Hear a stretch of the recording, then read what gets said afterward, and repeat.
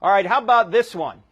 What miracles were done in Betsaida? Now, Betsaida is a little town just in the north of the Sea of Galilee. Jerusalem's way down here. North of the Sea of Galilee.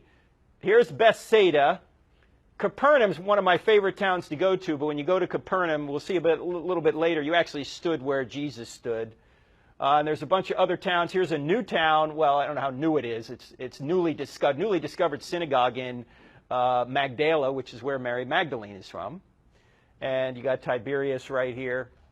In any event, the Sermon on the Mount is right about in this area, just north of Capernaum.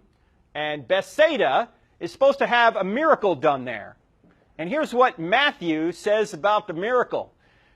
He records Jesus pronouncing the following judgment. Woe to you, Chorazin! Woe to you, Betsaida! For if the mighty works done in you had been done in Tyre and Sidon, they would have repented long ago in sackcloth and ashes.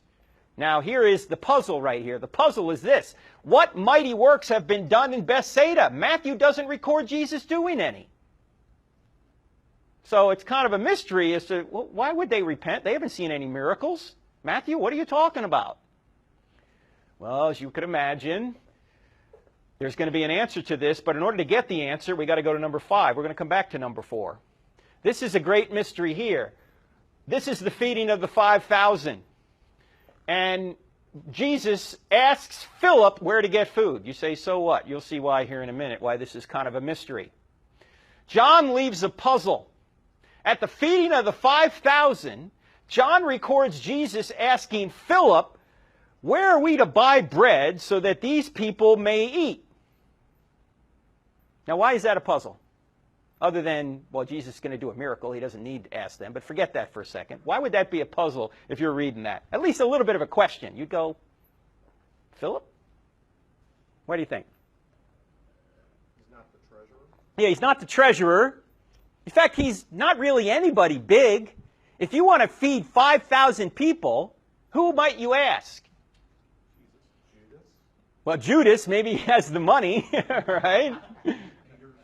Peter, the fisherman, or John, right? One of the more prominent leaders. So the puzzle for me is, why is Jesus asking Philip, a minor character, about where to get a lot of money and food, instead of asking a leader such as Peter and John? Right? You got a big problem here. You're not going to talk to a guy who isn't really a leader. You're probably going to talk to somebody who could probably get something done, right? Like Peter, the fisherman, or John, or somebody like that. Somebody who's already proved him or herself. Well, what's the solution? The solution is that Luke has the missing puzzle piece that solves John. And this is kind of an intricate one. Luke, and only Luke, mentions that Betsaida was the location of the feeding of the 5,000. You say, so what? Who's from Betsaida? John, in other contexts, tells us that Philip is from Betsaida. Now, suddenly, it's starting to make sense, right? What sense is it making? John and Luke interlock to help us solve the puzzle. Jesus is asking Philip because he's from Betsaida. It's like if I came to your town and a whole bunch of people needed to get fed, I'm asking you where to get the food, right? Yeah. You don't ask John or you don't ask Peter. They're not from there. So now you're going, I get it. We wouldn't know that from John alone. Luke tells us the who, John tells us the who, while Luke tells us the where.